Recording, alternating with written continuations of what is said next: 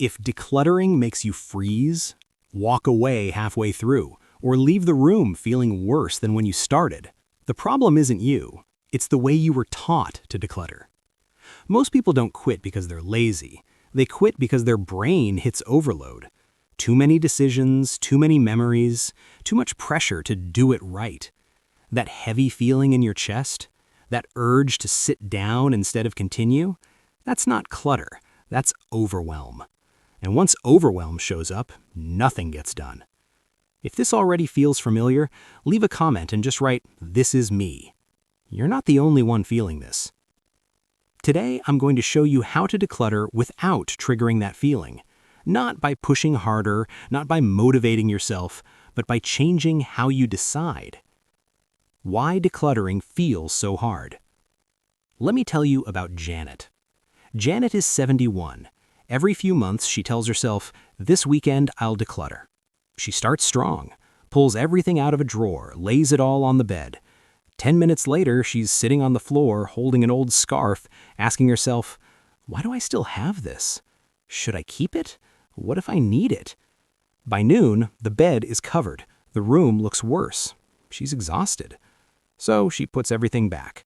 And for weeks after, she tells herself, "I just don't have the energy anymore." But energy wasn't the issue. Her brain was overloaded. Have you had a moment like Janet's, starting strong, then shutting down? Tell me in the comments. Someone reading it will feel less alone. Overwhelm doesn't come from the amount of stuff. It comes from too many decisions happening at the same time. Once you understand that, everything changes. If this way of explaining decluttering feels calmer than what you've heard before, subscribe to Senior Decluttering Diaries. This channel is built for real life, not pressure. The big myth that causes failure. You've probably heard this advice. Just start small. It sounds right, but it's incomplete because even a small space can overwhelm you if you're making the wrong kind of decisions. A single junk drawer can contain sentimental items, practical items, broken items, what-if items. That's mental chaos. So the goal isn't smaller areas. The goal is fewer decisions. Quick check. What overwhelms you more? Too many memories or too many decisions? Answer in the comments. Rule 1. Never declutter by area. This is where most people lose. They say, "I'll start with the kitchen. I'll start with the bedroom. I'll start with the garage." That's like trying to read 7 books at once. Areas mix everything together. Instead, you declutter by category. Not the closet, just shirts. Not the bathroom, just towels. One type of item, one decision repeated. That repetition calms the brain. Tom, 68, tried decluttering his garage for years. Every attempt ended the same way. Frustration, back pain, nothing finished. We changed one thing. Instead of the garage, we chose extension cords. That's it. He lined them up, kept the ones that worked, let go of the tangled, broken ones. He finished in 10 minutes. And for the first time, he said, "I feel like I can actually do this." If you want more moments like this, where things finally feel doable, subscribe to Senior Decluttering Diaries. We focus on progress that sticks. Because success isn't about effort, it's about containment. Rule 2. Use rules, not feelings. Feelings are unreliable during decluttering.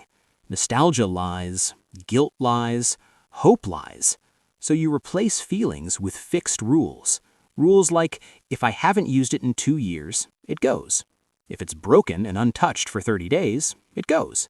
If it irritates me every time I use it, it goes. Now you're not debating, you're checking. Does it meet the rule, yes or no? Decision made. Elaine, 74, used to argue with herself over every item. She'd pick something up and think, "But this was expensive. But someone gave this to me. But I might need this." Once we gave her rules, she stopped arguing. She told me, "It feels quieter in my head." If you're craving that quiet feeling too, comment, "I want this." We read every comment. That's not an accident. Rules remove emotional noise. Rule 3. One item at a time. This is critical. Never pull everything out to see what you have. That's how overwhelm explodes. Instead, pick up one item, apply the rule, decide, set it down, then the next item. No piles spreading across the room, no visual chaos. Your eyes stay calm, your brain stays calm. George, 76, used to dump entire drawers onto the table. Halfway through, he'd say, "I can't deal with this right now." When he switched to one item at a time, something changed. He said, "I stopped feeling trapped by my own stuff." Because clutter feels dangerous when it surrounds you. Control the visual field and you control the stress. Rule 4. Decide when you will stop before you start.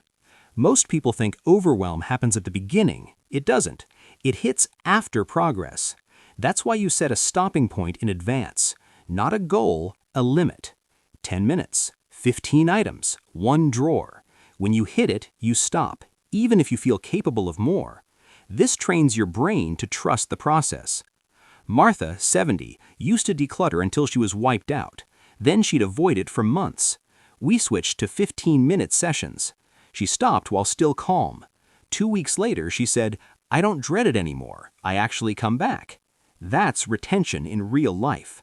If stopping before burnout sounds new to you, comment, "Starting differently." This is how habits change. Rule 5. Declutter what touches your body first. This one creates instant relief. Start with things that cause physical irritation. Clothes that pinch, shoes that hurt, towels that scratch, chairs that are uncomfortable. Your body knows before your mind does. Remove discomfort and stress drops immediately. Ron, 72, thought he was just tired all the time. Turned out his house was uncomfortable. We removed stiff towels, sagging clothes, painful shoes. He said, "I didn't realize how much tension I was carrying all day." That's what keeps people listening. They feel the payoff fast. Rule 6. Do not organize while decluttering. This is a sneaky one. Organizing feels productive. It feels safe, but it locks clutter in place. If you catch yourself rearranging instead of deciding, stop. Declutter first. Organize last. Always. Rule 7. Remove items from the house immediately. This prevents relapse. Trash goes out today. Donations go to the car today. Not the garage, not the hallway, not tomorrow. Delayed removal brings doubt back, and doubt is where overwhelm lives. What this looks like in real life? Let's say you're decluttering towels. Rule: anything rough, stained, or musty goes. Limit: 15 minutes. Process: 1 towel at a time. Decide: stop when the timer ends. No drama, no memories, no exhaustion. That's it. If you've failed before, hear this. If you've tried decluttering and stopped, you didn't fail. You were overloaded. This method respects your nervous system. That's why it works. Simple action plan.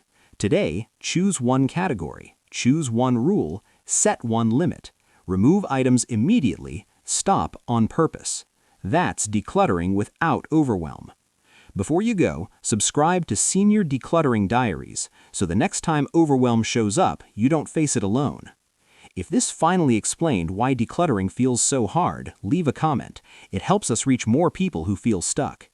If you've ever felt frozen just thinking about decluttering, comment, "Me, you're not alone." And if you want calm, realistic guidance like this, subscribe to Senior Decluttering Diaries. We don't rush, we don't shame, we simplify. Your home should support you, not drain you. You don't need to do everything, you just need to do it without overwhelm. Start today. One category, one rule. That's enough.